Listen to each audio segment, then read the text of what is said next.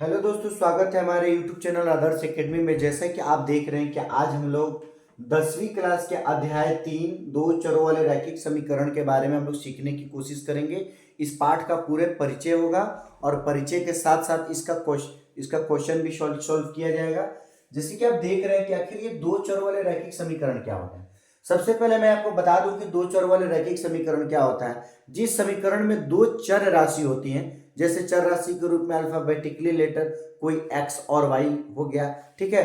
तो ये दो चर राशि हो तो वैसे समीकरण को दो चर वाले रैखिक समीकरण कहते हैं।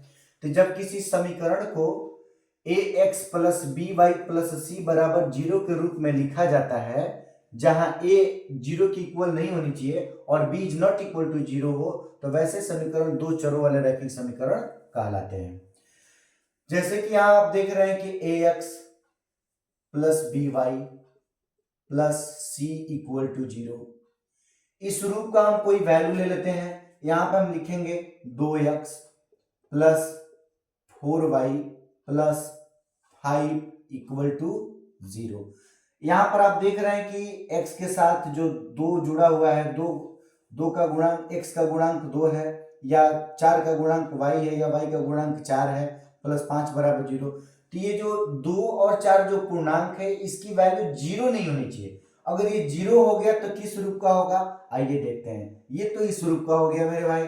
यहाँ पे जैसे कि आप देख रहे हैं कि A X plus B Y plus C बराबर ये जीरो समीकरण हमारा है।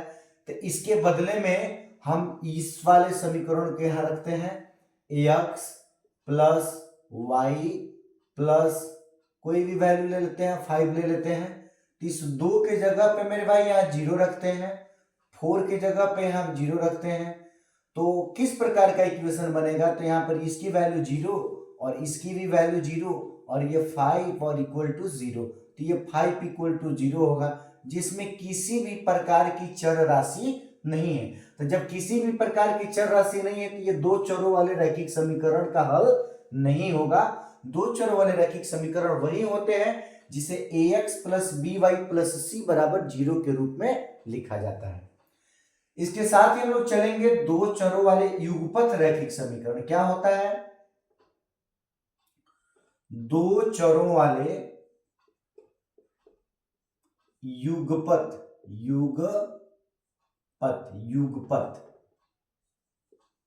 युगपत रैखिक समीकरण।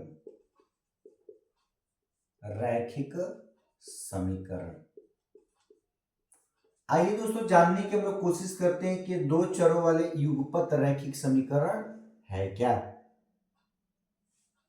ठीक है, हम लोग जानेंगे कि दो चरों वाले युगपत रैखिक समीकरण क्या है। जब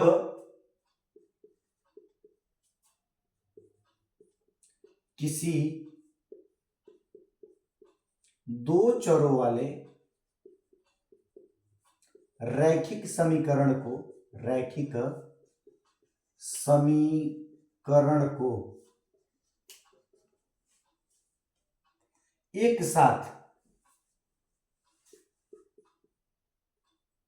एक साथ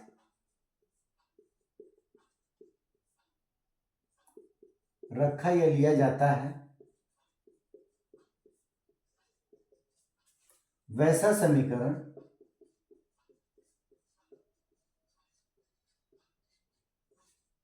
दो चरों वाले रैखिक युगपत समीकरण कहलाते हैं। युगपत समीकरण कहलाते हैं। आप देख रहे हैं मेरे भाई कि दो चर वाले युगपत का अर्थ क्या होता है। मतलब दो चर जो A X plus B Y plus C के रूप का हो, इस प्रकार के दो समीकरण को हम लोग एक साथ लेंगे। तो जब एक साथ लेंगे तो उसको युगपत बोलते हैं। क्या बोलते हैं मेरे भाई? युगपत बोलते हैं। तो आइए जैसे इसके एक एग्जाम्पल यहां पे देखेंगे हम लोग कि X plus Y equal to 10 और x minus Y equal to 4। ठीक है, तो इसको हम लोग समीकरण एक मानते हैं। समीकरण 1 और इसको मानते हैं समीकरण 2। अब इसके बाद से इस समीकरण को हल करते हैं, तो ये दोनों समीकरण मेरे भाई एक साथ हो गया ना, तो जब ये एक साथ हो गया तो इसको युगपत बोलेंगे। क्या बोलेंगे? युगपत समीकरण। ठीक है, बहुत ही आसान था इसके ये समीकरण। तो जान गए आप मेरे भाई कि दो चर वाले रैखिक समीकरण क्या होते हैं और दो चर वाले युगपत रैखिक समीकरण क्या होते हैं। ठीक है, इसके बाद से हम लोग नेक्स्ट वीडियो में पढ़ेंगे आलेख